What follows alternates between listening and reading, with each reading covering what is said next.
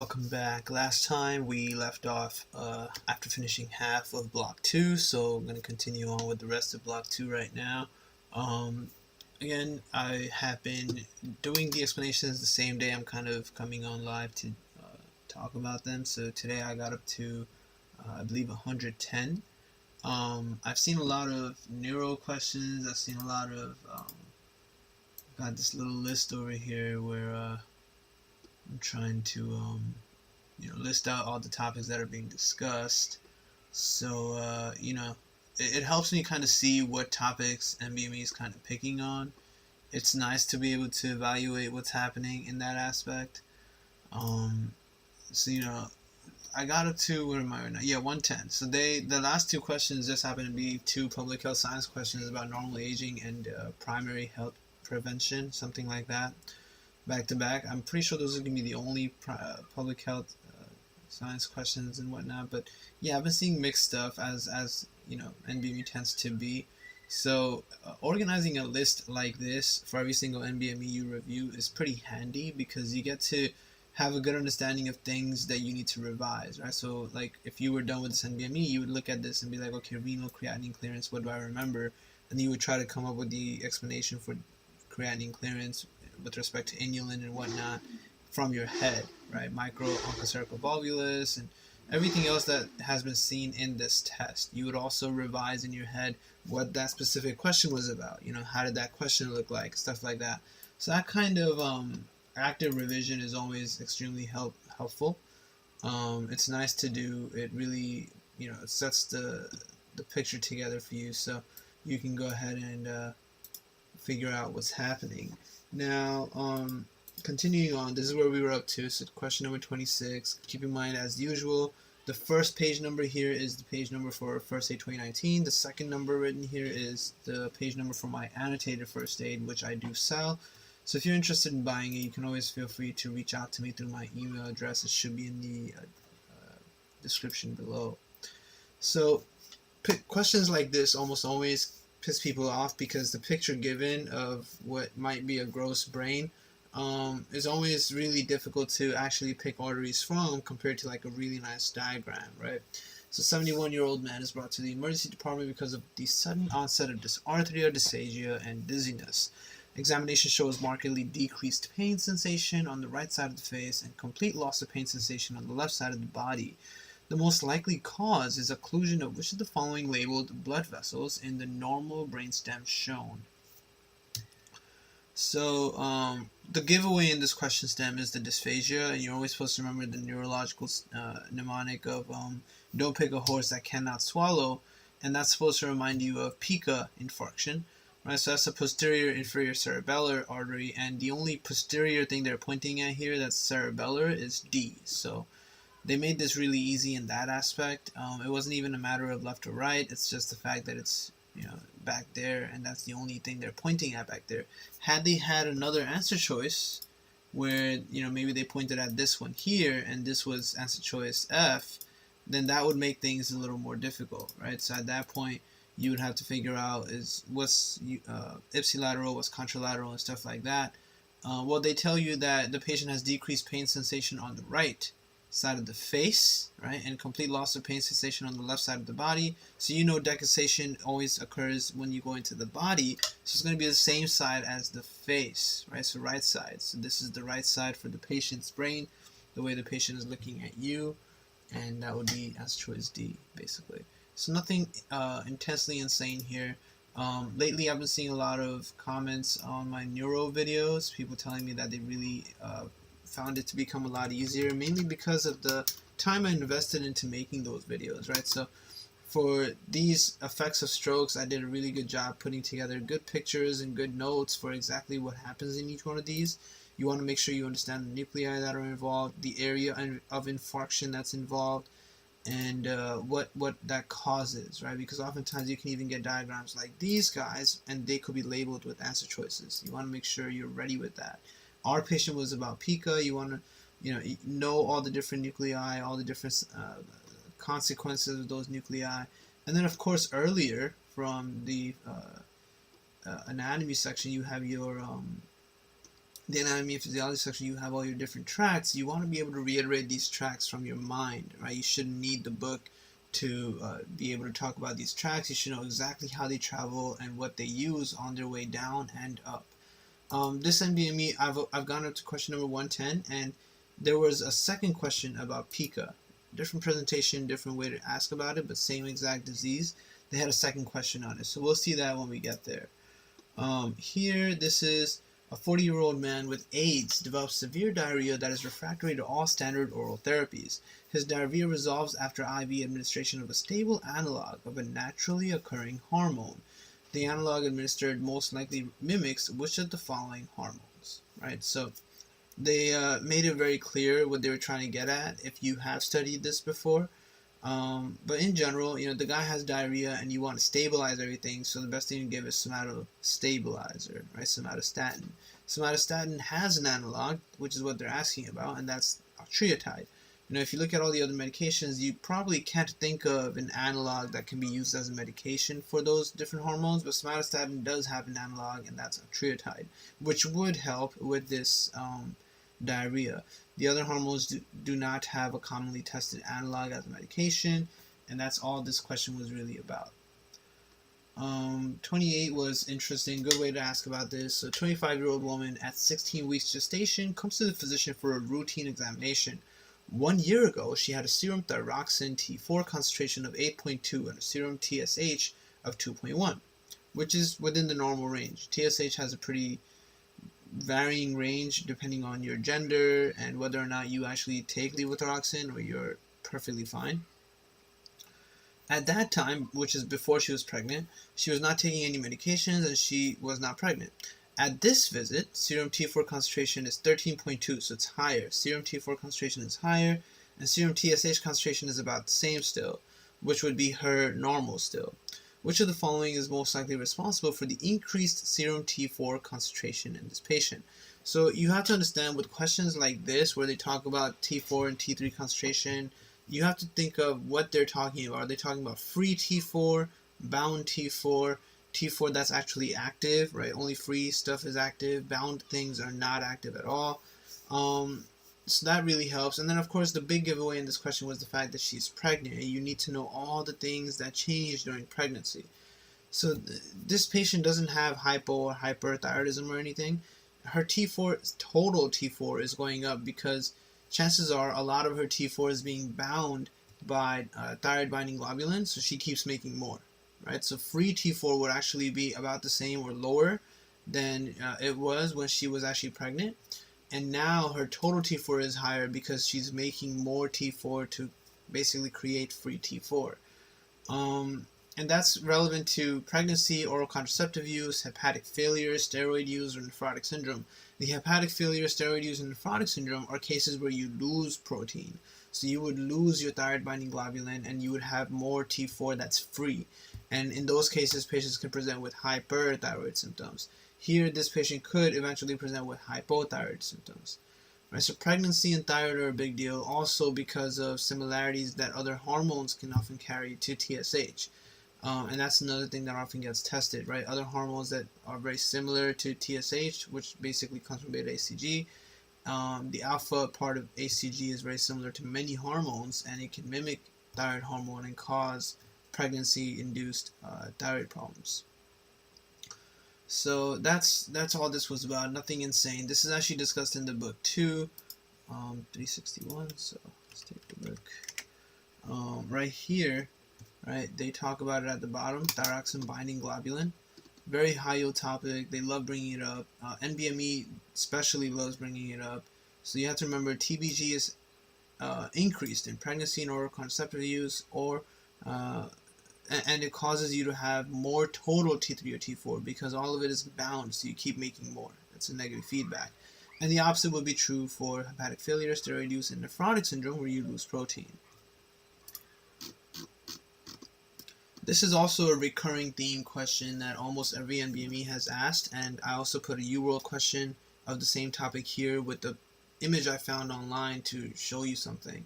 So this 3-month-old girl is brought to the emergency department by her parents because of a 2-day history of deep cough that sounds like a barking seal. a runny nose, and decreased appetite. Temperature is high. Physical exam shows inspiratory stridor. Diagnosis of croup is made, but the appropriate treatment does not result in improvement. Examination of the airway after anesthesia is administered shows two squamous warty lesions on the vocal cords. Which of the following viruses is most likely responsible for those lesions? These are also often called papillomas, finger-like projections, etc., etc. You can see that is in the UWorld question explanation. They call them papillomas on the true vocal cords. You have to remember that part. You also have to remember from the same explanation that it has a tendency to go for stratified squamous epithelium. Alright, so this is all HPV, which is answer choice D. The warty lesions on the true vocal cords are a result of the lower number HPVs, 1, 2, 6, and 11. Alright, so very high yield NBME topic, very easy overall medical topic, so definitely, shouldn't have a problem looking at this. What they did try to get you with, and I'm surprised they, I'm sure a lot of people fell for it actually. So let's go back and look at what they were trying to get at with the croup. So let's see. These are just embossed images for each of the rashes, pediatric rashes. Let me find the croup thing. Right here, right? So your paramyxoviruses, right? Paramyxoviridae, is it? It's right up here. Acute laryngotracheal bronchitis. This is basically croup, the longer name for it, right? Caused by parainfluenza virus. And I'm surprised that they didn't put it as, an answer choice. They put poxviridae, but they didn't put the parainfluenza or paramyxoviridae as an answer choice, because that's what they were leading you to: the seal-like barking cough, the respiratory stridor, the croup, and whatnot. Instead, they made the question easier by telling you that the croup treatment didn't work, which means that it's not croup. So if I was the question writer, I would definitely not have said that, and instead told there was no improvement. We're not sure what's wrong. Physical exam shows this. What might have happened? But either way, not a bad question at all.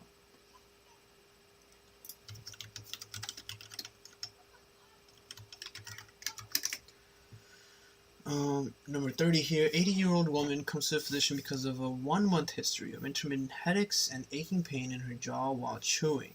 She has no history of similar headaches or pain. Neurologic exam shows no focal findings. Which of the following is the most appropriate next step in establishing the diagnosis? So this is a very real presentation, right? Your patient can come in, 80-year-old. She just tells you she has headaches and pain while chewing, nothing else. So what do you order? Well, the first thing you would do is understand that this pain with chewing in the jaw, this is called jaw claudication. It should ring a bell for temporal arteritis, and you would immediately prescribe her prednisone so she could start taking that. And the dosage of prednisone is always based off of varying things, but you have to remember that it has to be taken with incremental dosing and then tapered off with a decreasing dosing, right? So that's what you have to prescribe. And you do it because temporal arteritis can lead to ophthalmic artery occlusion, leading to irreversible blindness. So you don't wait for the diagnosis to be confirmed to start the prednisone. You just prescribe the prednisone ASAP, get that going, and that's all it's going to be. That prednisone alone will actually end up helping her with her pain, with everything, and she should be better off. So that's all that was wrong in this patient, right? Headaches and jaw claudication. And that jaw claudication was what would remind you to order a ESR, right? Because this is an inflammatory process, so erythrocyte sedimentation rate would be higher than normal. And that would be true for almost all of these vascularities, right? They even tell you here, elevated ESR, elevated ESR.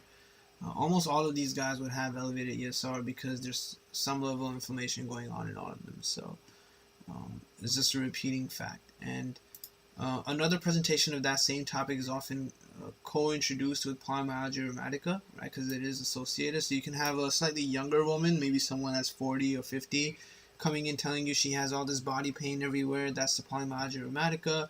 She might also mention she's been getting headaches, a little bit of pain with chewing or something, or she has temporal headaches all the time, something weird like that.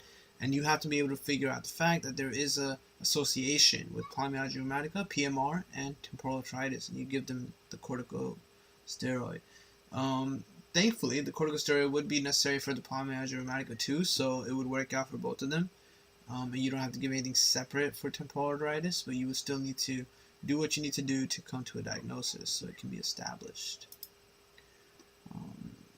Next question here, 31. A 50-year-old man comes to the physician because of diarrhea and a 30-pound weight loss over the past 2 months. Crazy. He has 3 to 4 large, pale, foul-smelling stools with oil droplets daily. So it's not bloody diarrhea, it's malabsorptive diarrhea is what I like to call it. This is malabsorptive diarrhea because it's basically just full of fat, right? So it's fatty diarrhea. He has a history of alcohol dependence and chronic abdominal pain. X-ray of the abdomen shows calcifications in the mid-upper abdomen. Which of the following pathophysiologic mechanisms is the most likely cause of the condition? And it must be generalized malabsorption. Most likely, his alcohol dependence has caused him to get chronic pancreatitis, and pancreatitis is what's causing the calcification. It's becoming calcified. That's the pancreas that they're seeing on X-ray, and without pancreatic enzymes, you would have a really hard time absorbing everything. The other answer choices are completely irrelevant. This was a cool question, totally an NBME style question. So 58-year-old man is brought to the ED 1 hour after being kicked in the side by a horse. 2 years ago, he was diagnosed with chronic idiopathic myelofibrosis. He drinks 2 12-ounce beers daily. Temperature is fine. Pulse is 120. Respirations are 18. Blood pressure is low. Abdominal exam shows guarding and tenderness over the left upper quadrant. So, when they mention quadrants like this, you always want to think of what's there. Right upper quadrant, you think of the gallbladder. Left upper quadrant, you think of the spleen. Right lower quadrant, you start thinking of other things there, and left lower quadrant is another set of things based off of the intestinal things, the appendix, the various valves, ileocecal valve, stuff like that. For our guy, they mentioned the left upper quadrant, so you immediately think maybe something happened to the spleen. Lab studies show anemia, right, but the leukocyte count and the platelet count is perfectly fine. Ultrasonography on the abdomen shows intraperitoneal fluid. 4 hours later, his hematocrit is 24%, so it's decreasing from the 27. Laparotomy is most likely to show what? So, there were multiple things giving away the fact that it is the spleen, besides just the fact that they mentioned the left upper quadrant. There's also the idiopathic myelofibrosis this guy has. So myelofibrosis is fibrosis of your bone marrow, and you would see dacrocytes, right? That's something special about myelofibrosis. And you also get splenomegaly. So this guy would have a slightly bigger spleen than most normal individuals. On top of that, being kicked by a horse is no joke. That's pretty much like getting into a car accident. So all in all, being kicked by a horse is trauma, which is notorious for causing splenic rupture, right? So this guy most likely had a ruptured spleen. Why did I put D? Excuse me. And that would be the answer, and you would just move on. Nothing else is crazy about it, because the other answer choices do not make any sense for this patient. It would not be a mesenteric artery thrombosis. Thrombosis of one of those mesenteric arteries would present with blood in a different area. Remember, they mentioned this is intraperitoneal. You always want to think of all the things that are retroperitoneal when they mention things like this. And it's intraperitoneal, so the mesenteric artery thrombosis would not make sense. Pancreatic pseudocyst is irrelevant here. That would be also a different set of issues, right? You're not going to get a pancreatic pseudocyst because you were kicked by a horse. That's not how that works. A kick by a horse can lead to a perforated stomach, although that's pretty unlikely. The stomach is a very strong, rubbery composure, so it would get perforated if it already was weak to begin with, maybe because of gastric ulceration or something. And a ruptured bladder is also possible, but again, it would have to be in a patient who already has a bladder that's not so strong to begin with. Those things don't get ruptured that easily. This question definitely caught a lot of people off guard. I'm pretty confident about that. This question was a good way to test how ready you are with genetics understanding. They did a good job picking a disease that doesn't really necessarily have an inheritance per se. So this is about beta thalassemia. A 26-year-old man and his 25-year-old wife come to the physician for genetic counseling prior to conception. Both of the patients were previously found to have microcytic anemia and an increased fraction of hemoglobin A2. which is all telling you that this patient has a lack of beta globin, which is why they have more alpha globin stuff, hemoglobin A2. Genetic analysis shows that the man has a heterozygous null mutation of the beta globin gene, and the woman has a heterozygous mutation known to cause a 50% decrease in beta globin gene function of one allele. Which of the following best represents the beta globin function possibilities for this couple's offspring? You read all of that and then you get lost, and that's because you might not be confident with the tools that you have to tackle genetics questions, right? Your understanding of Punnett squares, your understanding of all the different ways of inheritance, how genes move from one person to another, and everything else that's responsible there. So this question was easiest to be answered through a Punnett square, and you could think of that by the way the answer choices are given, right? 1 in 4, 1 in 4, 1 in 2, 1 in 2, which is basically 2 and 4. So the 4 should make you think of, okay, 4 things that I can pick from, like in a Punnett square. So you make a Punnett square, you put all the, both of the parents into it. So the man has B and B0, B0 being the null mutation he has. The woman is B and B plus, the B plus being the 50% decrease that she has. You do the Punnett and you fill it out, and then you can see what's happening, right? So this one right here is the one with 100% beta globin production function, all of that. This one with the missing the null mutation would have 50% beta globin production, because only one of the genes, which is this one, this is the normal beta globin function gene, only that gene would be working, so 50%. This one here, the BBB plus, this one is just like the mother, right? So 75% globin gene production.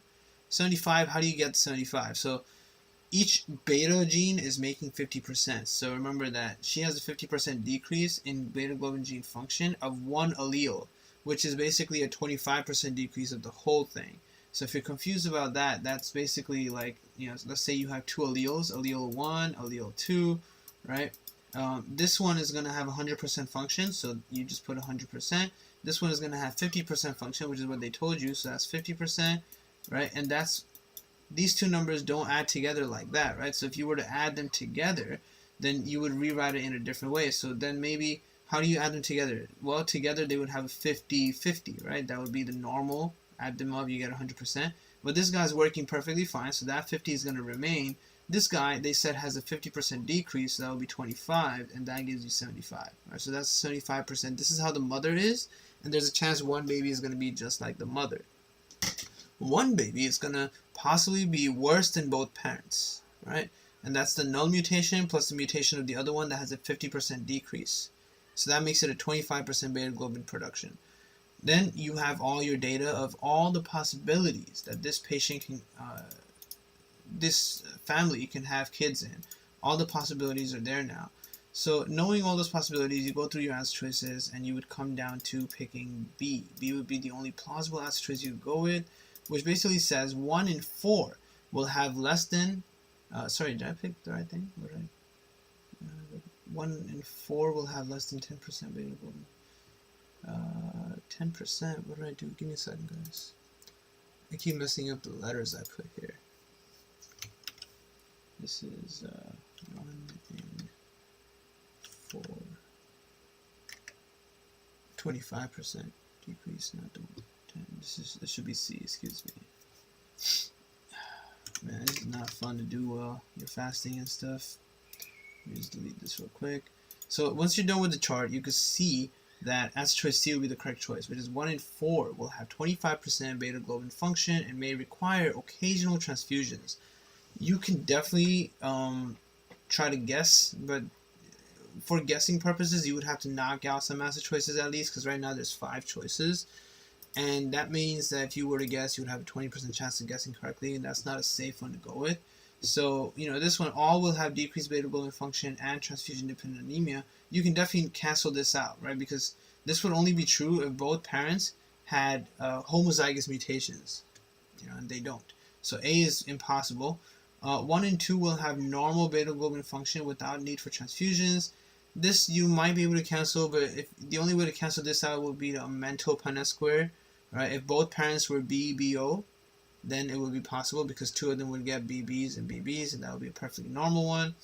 So if you thought of a Punnett square, you already know the question anyway. If you didn't think of a Punnett square, you can only cancel out answer choice A for the most part. Maybe cancel out B if you're thinking that sounds a little too extreme, and then pick something. But guessing isn't exactly the best way to go. So here the answer would be C. 1 in 4 will have 25% beta globin function and may require occasional transfusions, which is this one right here. Right? So this would be the reason they would want to consider whether or not they want to have kids. And usually this kind of counseling you get done before getting married, because this is very critical for communities and ethnicities that have a lot of thalassemias in them. This is especially critical for sickle cell patients.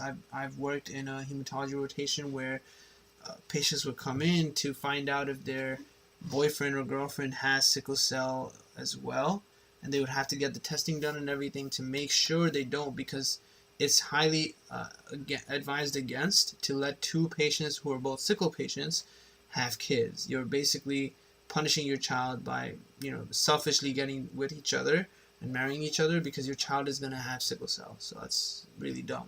You don't want to do that. If you have sickle cell, you want to marry someone who does not have sickle cell to minimize the chances of having a baby with sickle cell disease. Being a sickle cell carrier is understandable and survivable, but having disease, sickle cell, that's not going to be good. You don't want to purposefully put children into that. So that's what happens in this question. Always remember to apply Punnett squares to everything you can. I don't get a chance to revise these. I just keep finishing explanations, and then I guess I kind of revise them as I'm streaming it with you. So don't mind the errors, but we will catch any errors if there are any as I revise it with you.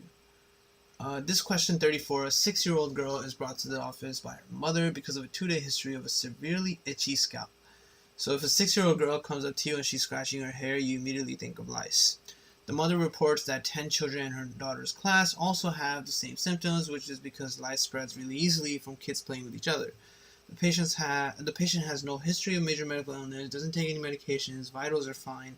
Examination of multiple hair shafts show 1 to 2 millimeter white globular protuberances. What's the most likely cause of the condition? And that would just be C, pediculus humanus capitis. Don't fall for Sarcoptes scabiei, which is the guy that causes scabies, right? Those are the only two different guys you want to worry about. So that would be 166. Let's take a look at it real quick. Very low yield topic. I mean, I would be surprised if your step 1 has a question on the pediculus stuff because it's just too easy. But I've definitely seen UWorld ask a lot of questions about the scabies stuff, right? And NBME has also in the past. So this is what they were all talking about. These are the two guys. Our guy is pediculus humanus, blood-sucking lice that causes intense pruritus with the associated excoriations, commonly on the scalp and neck, right? So that's the head lice. Waistband and axilla and pubic and perianal area, all different kinds of lice with different names. There's also other stuff here. So body lice can transmit rickettsia, Borrelia recurrentis, and Bartonella quintana. Treatment includes pyrethroids, malathion, or ivermectin. And I've seen questions about these guys as well. Their mechanism of action, how they work. Definitely a high-yield topic in that aspect. Children with head lice can be treated at home without interrupting school attendance. And although this is true from my experience, what I've seen is school attendance usually gets interrupted. So I know family members who had their daughter had to stay home for 3 to 4 days until it went away. So school attendance can be interrupted. They say it can be treated without it, but I've always seen it being interrupted in my experience. But as far as the test is concerned, I guess you would pick that school attendance is not interrupted. 50-year-old man undergoes surgical resection of the obturator nerve for unbalanced muscle spasm affecting the hip. Which of the following muscles is the most likely to be paralyzed by this procedure? Right, so they're basically saying they're going to paralyze your obturator nerve. And if you've done enough musculoskeletal studying, I always remember obturator nerve as the guy that helps adduct. It is a medial nerve. Right, so this is a guy standing looking at you. Right, this is the front of their leg. Right, you're looking at the dorsal aspects of it. There's the penis and all that. So dorsally, this is the medial side. So this is the obturator nerve sensory area. Right, obturator nerve works with all your adductor muscles. And they were nice enough to put answer choice A as an adductor muscle. And almost make it seem too easy, but that was actually it. It's just adductor brevis. Obturator is an adductor nerve. It innervates adductor longus brevis and magnus, obturator externus, the gracilis, and pectineus. Now there are a couple things you need to know. The obliques, external oblique being as choice B, are not exactly hip muscles or even part of the legs. They're muscles of your torso. The internal oblique is innervated by iliohypogastric nerve. Obturator internus, which is another answer choice you see answer choice D. I'm surprised they didn't put answer choice D as answer choice A, so that you would see it and immediately pick it. But obturator internus is actually not innervated by the obturator nerve. Remember that these names are not exactly related to the nerve supplying them, but they're rather related to the activity of the muscle. So it is a muscle that causes adduction to occur, so it's named correctly in that manner.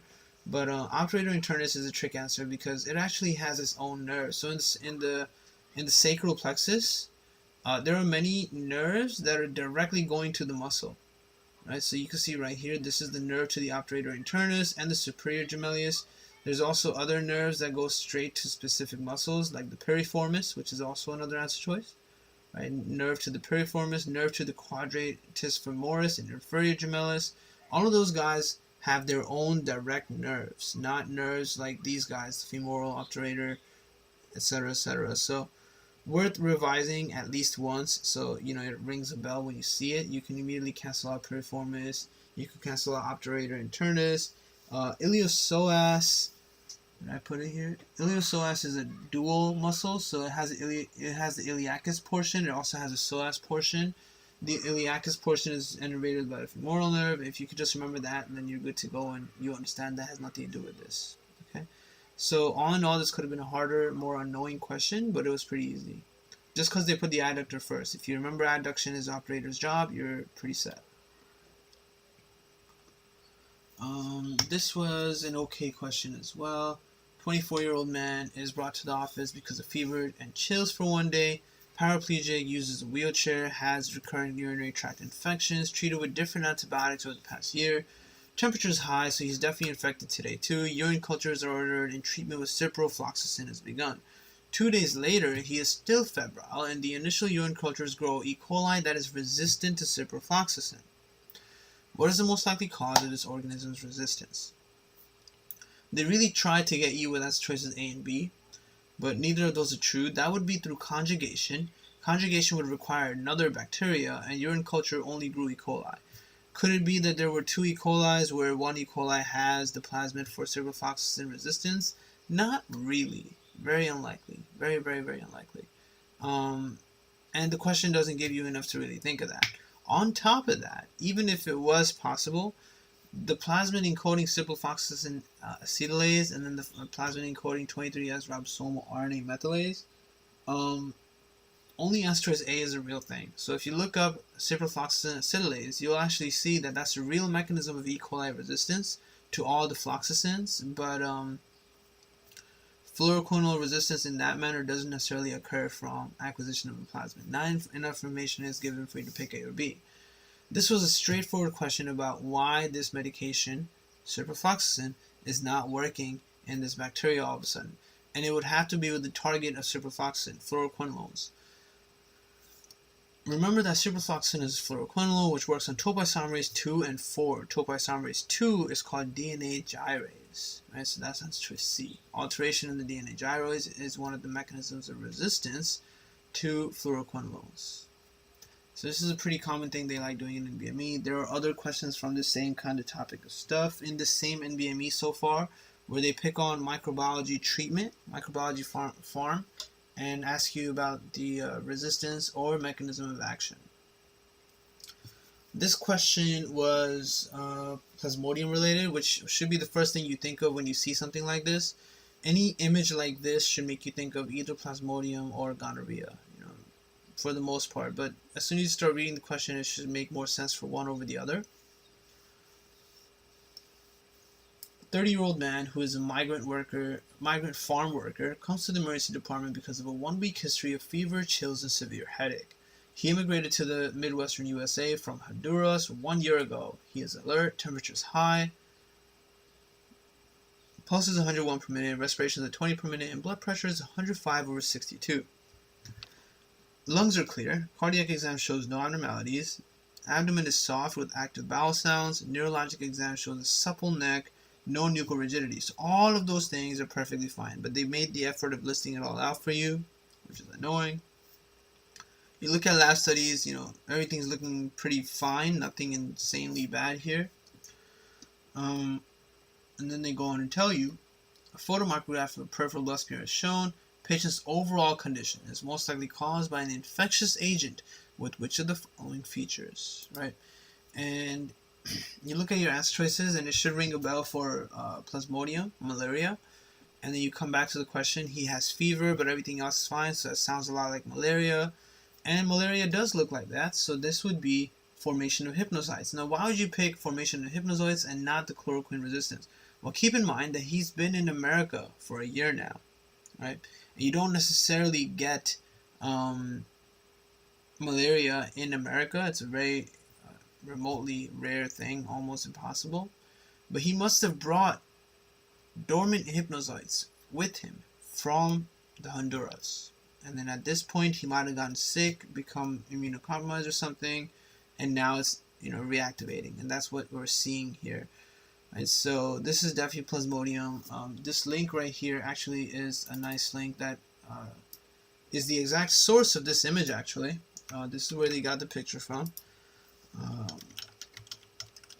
And in that link, they actually have more information regarding this stuff and a couple more images of the same patient and the infection progressing. So you can check that out if you want. But yes, this was just formation of hypnocytes, nothing insane. This was also a good question. So a 37-year-old woman comes to the physician because of nausea and vomiting. She drank too much, right? Half a bottle of whiskey previous evening because I was in great despair because my boyfriend broke up with me. I normally don't drink alcohol, but I had to calm my nerves. She describes her mood as depressed, angry, and unstable. She says, there is no one I can trust except you. I recently started a job, and from what I can tell, everyone I work with is a jerk. This patient most likely has which of the following personality traits. And NBME tried its best to kind of make it more vague, but they gave away exactly what's wrong with this patient. First, we have the fact that she's doing all this impulsive stuff, right? Drinking all this. She claims that she has an unstable mood, and then she does this act of splitting where saying everyone she works with sucks, and you are an excellent person, you she can trust, but everyone else she works with sucks. So that's splitting right there, and these are all signs of borderline personality, right? I went on to tell you about the other personalities. So she best fits borderline due to her unstable mood, impulsive reckless drinking, emotional emptiness, and work-related splitting. Antisocial is in the same cluster, cluster B, but that would be criminality, right? Narcissistic is also cluster B, but that would be grandiosity, and she doesn't exhibit that at all, right? So in my book, in my lectures, when I talk about the clusters, well, I associated them with images, right? So cluster A was your accusatory, schizoid, or schizotypal. And it's this guy. It's very robotic, right? So very robotic and very schizotypal because it is eccentric. Imagine walking around dressed like that. Cluster B is Cardi B, so that reminds you of all the things you can associate with how she carries herself. Be creative. And cluster C is Sheldon Cooper, the intelligent guy, who is very dependent, right? Very dependent from the show Big Bang Theory. So that's what I used because it helped me kind of memorize what each cluster was about and what different personality traits go within each cluster. This question was really hard. It was weird. I don't know where it's coming from, but NBME always has at least 2 to 3 questions like this, sometimes 5.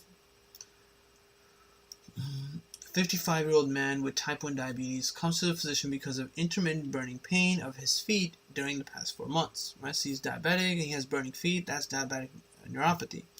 Examination of the feet shows allodynia bilaterally. Sensation to pinprick is decreased. Motor strength, deep tender reflexes, joint position, and vibration are normal. Which of the following is most likely cause of the pain in this patient?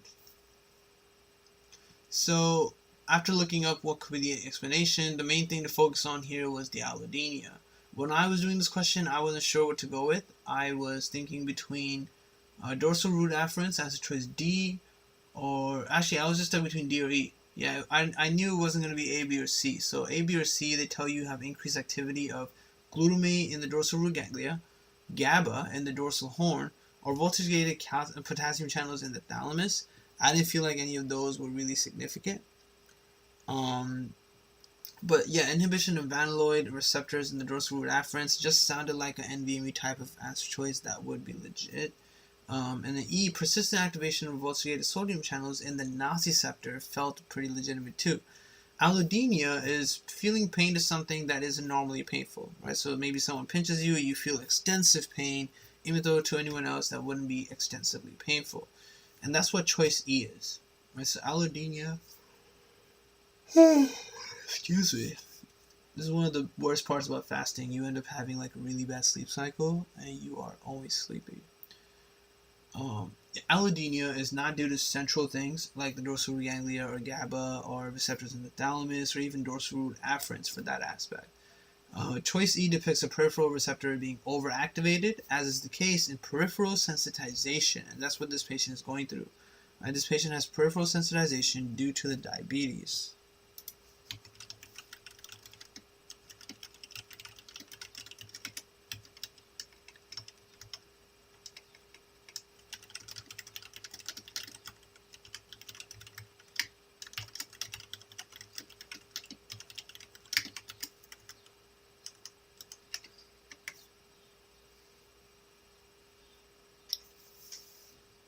Especially if you're new to studying for step 1, that's like a great time to start off, because my annotated PDF, I have a video of it. I can send you that too. It summarizes everything in such a way that if you're like following along with my full first aid mastery playlist, you get a really solid understanding of what's happening and how you memorize it and how you're supposed to master it and retain it for test questions. So great time to get it right when you're starting. It's everything that you need. Okay, so this was just E, right? This is a weird question, not exactly in first aid either, so if you know something, you can answer it. If there's something you don't know, then you can try your best to guess. I wasn't able to. I picked D. Number 40, okay. So they gave you this image, and they tell you a 75-year-old man is brought unconscious to the emergency department by his wife after he collapsed 30 minutes ago. The wife says he had abdominal pain that morning, but he did not intend to visit the physician. He has not had a physical examination since childhood. His wife says she has been begging him to go to the physician ever since he noticed an abdominal mass 2 years ago. So he just ignored everything. He has smoked 2 packs of cigarettes daily for 60 years and drinks 3 12-ounce cans of beer daily. Temperature is pretty normal. Pulse is 80.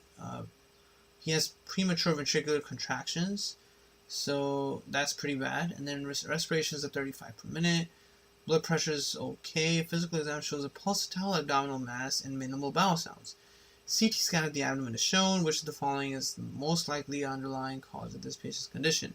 So when I did my family medicine rotation, something that my proctor would keep mentioning was that anytime you get an elderly white man who has a history of smoking, you check for a pulsatile abdominal mass. That was something that she would teach us and drill into us. And, we don't know if this guy is white, but he is an elderly man with an extensive smoking history, and they tell you he has a pulsatile abdominal mass. The reason you check for all of this is to check for a AAA, abdominal aortic aneurysm. Okay? And an abdominal aortic aneurysm is the long-term effect of atherosclerosis, which is an inflammatory procedure. Right? Atherosclerosis causes inflammation, leading to aneurysmal dilatation of the abdominal aorta. In the image, calcification of that same aortic wall has occurred after the inflammation and dilation. These links over here are just really good links for running through a case scenario and understanding this kind of presentation. They have more images in it. They also tell you how you're supposed to approach such patients to really confirm if this is what's happening. Okay, so good stuff right there. Let me put that in the chat too, so that anyone watching can just click on it. All right. So here was another anatomy question. 41. A 32-year-old man is brought to the emergency department after sustaining a deep laceration that may have injured the nerve supply to the flexor digitorum profundus muscle of the index finger. Which of the following movements can be used to specifically test for the function of this muscle? So basically they want to know, what does this muscle do? The flexor digitorum profundus. Now, the Teach Me Anatomy images are actually my favorite ones to use, and I have them incorporated into my annotated PDF too. They're probably the most helpful ones for really getting a good understanding of where muscles originate and where they insert, ultimately. The profundus is profoundly long. That's a good way to memorize it, right? Profundus is profoundly long. It's an extremely long muscle. It goes all the way. So this blue muscle here is the flexor digitorum. It goes all the way to the distal joints, right? And it's a flexor, so its job is to help you flex your fingers. Okay, flexor digitorum profundus. Very important to remember these guys. Okay, so the image we're looking at with the blue is showing you this, like this. This is the left hand and the palmar surface, and the flexor digitorum profundus would be responsible for the four fingers besides the thumb, not the thumb. The thumb has its own guy. Alright, so that's the flexor pollicis longus. Memorizing that isn't exactly the hardest stuff. When you revise these things, it should ring a bell and it should stick to you. Abduction and adduction of fingers is not relevant. You should have been between C, D, or E. And then metacarpophalangeal joints, that's done by the lumbricals. So, that's not relevant here either. Between C and E, to be confused is pretty normal. And then you would pick C if you remember that, profundus is profound. It's profoundly long. It goes all the way to the end of your fingers. Choice E would have been flexor digitorum superficialis. That's the one that would be more superficial, more proximal. Okay, so different ways of memorizing it. Use what helps you master it. On this side, I'm showing the flexor digitorum superficialis tendon in green, so you can see how it's more proximal, right, attaching to the proximal interphalangeal joint. The yellow one here is the same flexor digitorum profundus going all the way to the end. Okay, and on the top you have your extensor digitorum. Right, so the extenders are for extending. 42. A 32-year-old woman who is 20 weeks pregnant has had increasingly severe episodes of heartburn for the past 3 weeks. She has mild epigastric tenderness on palpation of the abdomen. Which of the following drugs is contraindicated because of an increased risk for spontaneous abortion? So basically, which of these drugs cause abortion? And that's just misoprostol. Very straightforward question. I wish every question was this easy and straightforward, but we can only wish. This one was slightly confusing, but nice question. A lot to talk about here. 55-year-old man is brought to the emergency department because of a 1-hour history of severe chest pain, nausea, and vomiting. He's agitated, clammy, and sweating profusely. Temperature is 98 F, pulse is 130 per minute, respiration is at 36 per minute, blood pressure is 85/45. Okay, so what we're seeing here is the clammy aspect, the sweating aspect, and a very low blood pressure. It looks like shock. Okay, jugular venous pressure is 12, and crackles are heard in the lung bases bilaterally. Which of the following hemodynamic changes is most likely in this patient? Now, you hear crackles in the lungs, but his fever is not, he doesn't have a fever. His temperature is normal. So those crackles are due to edema, pulmonary edema. Now, it could be cardiogenic pulmonary edema or non-cardiogenic pulmonary edema. For our patient, once you start thinking in this manner, for our patient, it seems like our patient might be going through cardiogenic shock, leading to cardiogenic pulmonary edema, which is what's causing the crackles that you're hearing. Okay, that much you should be able to establish from reading the question if you studied enough and you're ready for step 1. If you're not yet ready for step 1, then this is the level of understanding that you're trying to get to from reading a question. You look at your answer choices asking about PCWP, cardiac output, and systemic vascular resistance. And this is directly from the table that talks about shock in first aid. And in my annotated first aid, I have extra information to break down each one. Hypovolemic, obstructive, distributive, neurogenic, all the different kinds of shocks you can have on your test. Now, septic shock is a different thing, and that's part of distributive. And that would have a fever. And a septic shock or distributive shock in general from any reason is the only time where cardiac output is high and systemic vascular resistance is low. Right? You should always remember that. This is a person with infection. They're going to need vasodilation to send antibodies somewhere. That's something I always think of. A distributive shock is distributing blood everywhere, so you're going to have excessive vasodilation to send stuff everywhere. And that's kind of how I thought about it, so I could always remember distributive shock has a very low blood pressure. All in all, though, no matter the type of shock, the underlying physiology is the same because cardiac output times systemic vascular resistance gives you your mean arterial pressure. For our patient, blood pressure is already pretty low, right? So the body's going to try to fix that by increasing systemic vascular resistance and decreasing cardiac output. That's what you should come to as soon as you know it's not septic shock. It's a shock that isn't distributive. Right? So once you figure that out, you can cancel out any answer choice where it's not like that. So you want to have an increased SVR, right? So you can cancel out choice C and choice E. And then, of course, with increased SVR, you want to decrease cardiac output, so you would keep B and D. So you're really just between B or D. Right now you're at a 50-50 choice. If you're running out of time, just pick either one, B or D, lock it in, finish it up, right? You're done with your test, go home. If you have time, then you think about it now, because now comes the harder part. PCWP, unfortunately, first they didn't do a good job to tell you exactly what it would be. They didn't spend time breaking down each one of these case scenarios in this page, but those case scenarios are broken up in different parts of the book, right? And that's what you're supposed to do when you're studying. You go to different parts of the book, you look up different videos like this one from Osmosis, all the different resources you have, and master the information. Don't just take it for granted the way it's written here. So for PCWP, you can see it could be high or low, which means that you're stuck because the only difference between answer choice B and D is the PCWP. So do we want our PCWP to be high or low? This information will come from your knowledge of PCWP. What does it do? The pulmonary capillary wedge pressure actually checks for pulmonary capillary pressure in the left atrium, right? And if you have any reason for pressure in the left atrium to be very high, then PCWP will be high. Otherwise, it'll be low. Okay, and the iconic reasoning you think of is mitral stenosis. With mitral stenosis, the mitral valve not wanting to open, there's a lot of pressure in the left atrium. PCWP will be very high, more than 12. The only information they gave you was that the jugular venous pressure is pretty high. It's supposed to be between 6 to 8. Okay, jugular venous pressure is pretty high, and then there's also issues in the lung. So what does this tell you? This is a cardiovascular understanding. If your JVP is high, that means something's wrong with your right heart. It's not functioning correctly. Blood is backing up into your jugular vein, right? Your jugular vein up to your right atrium, there are no valves. So blood free flow comes into your right atrium. The only valve there now is going to be the tricuspid valve, and then of course the pulmonic valve. So if blood is backing up in the right heart, it goes up into the jugular vein, and that's what you're seeing there. Crackles in the lungs are an issue of the left heart.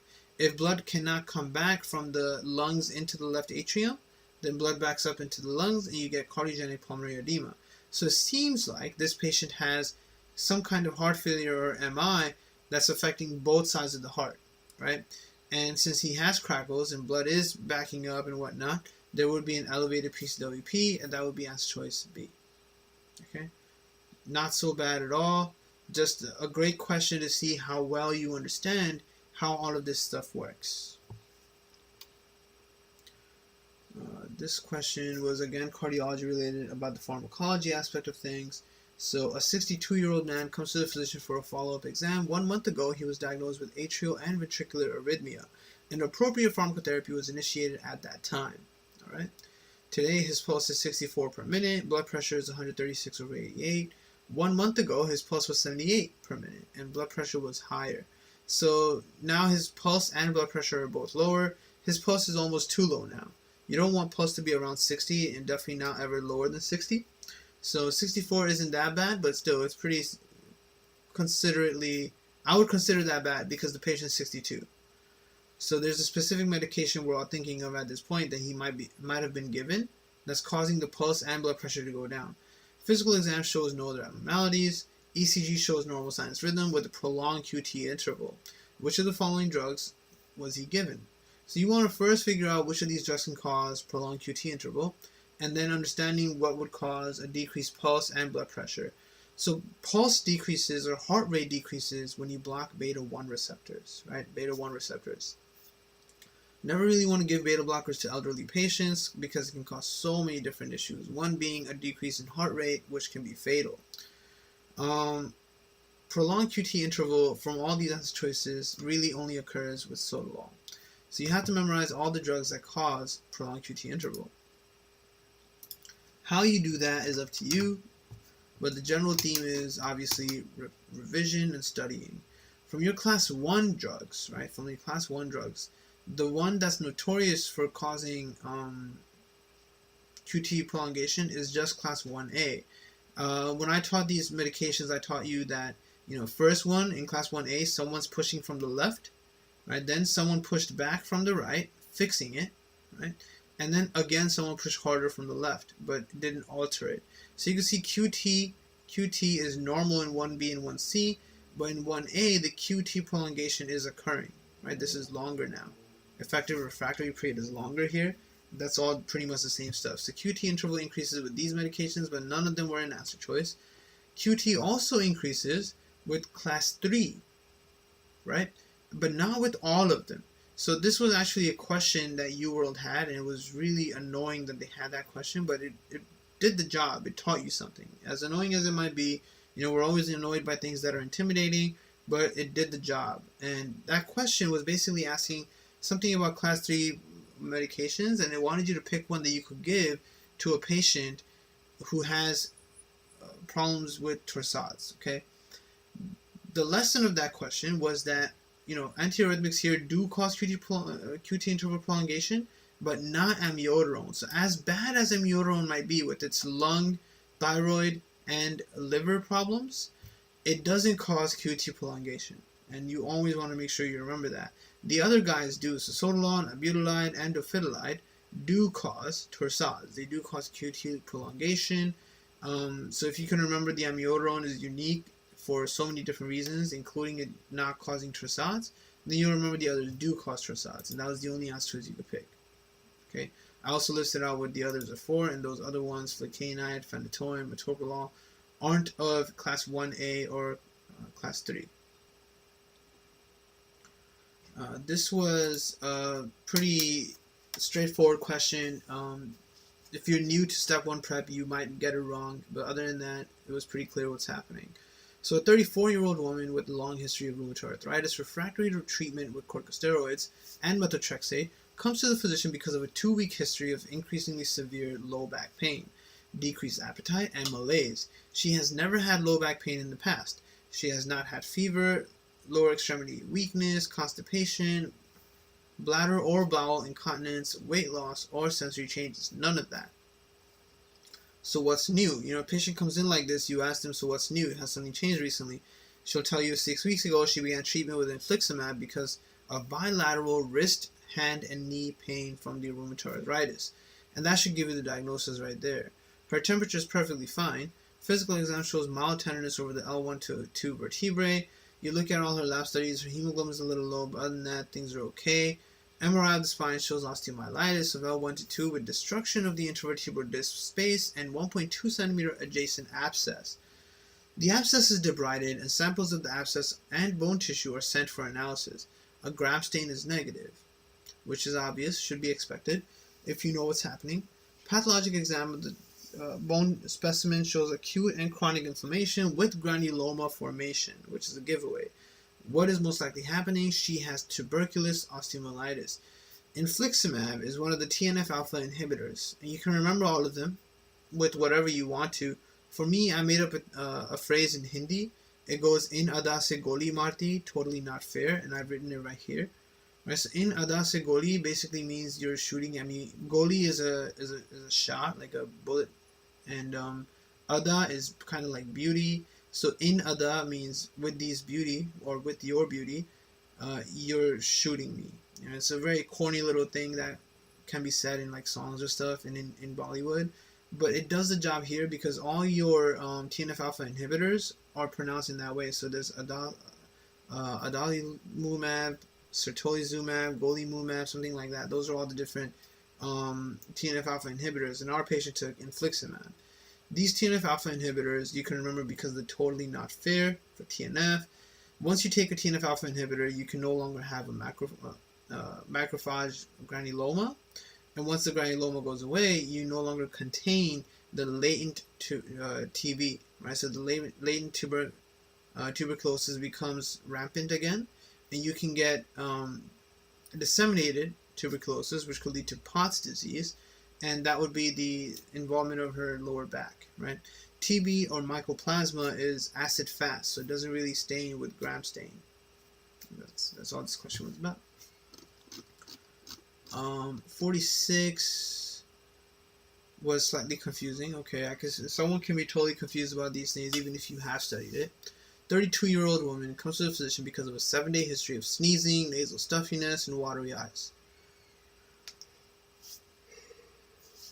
She has a history of similar symptoms each spring while gardening. Temperature is fine. Which of the following types of cells are most likely to be increased in her nasal secretions as a result of this reaction? Right, so wording of NBME questions is always pretty critical. The way they say something means a lot. So you could tell, obviously, that she has seasonal allergies, right? Each spring while gardening. So she has seasonal allergies. So you know this is about allergies, so you can cancel out choices A, C, and E. Basophilia is more so relevant for cancer, leukemias and stuff, lymphomas. Lymphocytes are just white blood cells, irrelevant to this kind of stuff. And same for monocytes. This is definitely going to be about mast cells or eosinophils. Kind of messed up that they put mast cells here, but it was because of the way they worded the question. So read the question carefully. They want the result of this reaction. The reaction is going to be mast cell degranulation. That's how you get allergic reaction. The result is going to be from later activity by eosinophils, which are activated by interleukin 5, and there's going to be IgE clustering and cross-linking. It's all a type 1 hypersensitivity reaction. Okay, so nasal secretions will have more eosinophils. Nasal secretions will not have more mast cells. Mast cells are degranulating throughout wherever in her body before inside her nasal secretion. The nasal secretion itself is going to have more eosinophils, and that's choice B. This question is a great question that takes to home a very important lesson from renal. 35-year-old man comes to the physician 1 week after he had high blood pressure reading taken while he was donating blood. Pulse is 76, blood pressure is super high, 180/100. Physical exam shows no abnormalities. Treatment with losartan is started, and that's an angiotensin receptor blocking agent. Which of the following is most likely to occur in this patient? So, let's go back to our renin-angiotensin. Okay, so when you come here, right, you can see everything here. So there's two things that we commonly give.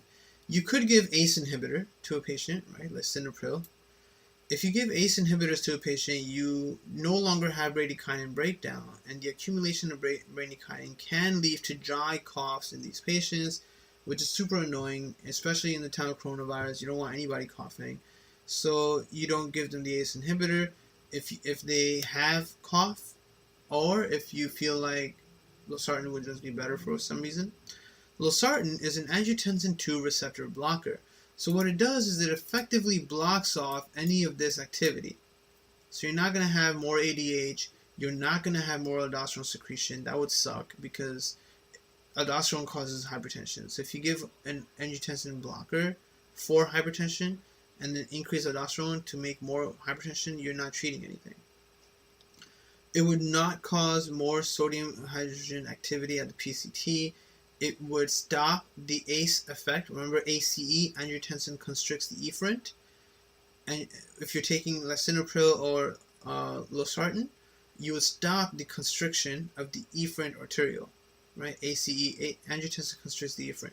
You would stop the efferent constriction, so things would pass by more quickly, and you would increase filtration factor. Right, but preserves GFR if the renal blood flow is low. And this is something that often gets tested. It's a whole different topic. We already talked about it in the question yesterday from the first half of block 2. But this is often something that gets tested. It was a question about a guy whose renal artery was not bringing in much blood, and they wanted to know how you could fix that while maintaining GFR and maintaining renal plasma flow. All right, so very important to remember that. Constricting the efferent helps. And then, of course, you're going to decrease the direct effect of angiotensin II, which is more vasoconstriction. So through various mechanisms, you will help against blood pressure. However, angiotensin II will still be made, right? Your receptor is just not reading or taking angiotensin II onto it. So there will be a feedback upregulation where you're going to try to make more angiotensin II in efforts of ramping up angiotensin II activity. And that was choice D. This was an okay question, just weird wording. Immediately after a spontaneous vaginal delivery, a full-term male newborn is found to have a tuft of hair on the midline in the lumbar region. Palpation of the area shows an absence of spinous processes in that region. Imaging studies show no additional abnormalities. The most likely cause of this defect was failure of which of the following events during gestation? So tuft of hair, midline, palpation showing absence of spinous processes. All of that is a giveaway for the occulta, spina bifida occulta, neurotube defect that usually has a tuft of hair and is just missing some bit of spinous process. That is a result of fusion of sclerotomes failing. Answer choice D. The other answer choices are completely off. You should not have any reason to pick them, right? If you have a problem with development or formation of the neurotube or notochord, any of that, you're going to be missing the whole spinous process. The whole central nervous system, not the spinous process. You'll be missing the whole central nervous system. And that would really suck, So that would be a bigger deal than just the tuft of hair and the occulta. Formation of the yolk sac is irrelevant, and migration of neural crest cells don't have anything to do with the spina bifida. Those are irrelevant entirely. Those spina bifidas are 537. Are unique from multiple other things, like there's AFP, right? AFP is going to be high except in the spina bifida occulta. Remember, occulta means it's hidden. Okay, so I always think of, like occult blood test, for example, fecal occult blood test. You're looking for blood that's hidden in the feces. So occulta means hidden, and it's going to be hidden in the tuft of hair. So you can always remember that. AFP is going to be normal in these people. It's not going to be there. This missing spinous process, this area right here, is a problem from fusion of sclerotomes. Right? Sclerotomes are not fusing, and I wrote over here what each one is about because there's different kinds of tomes.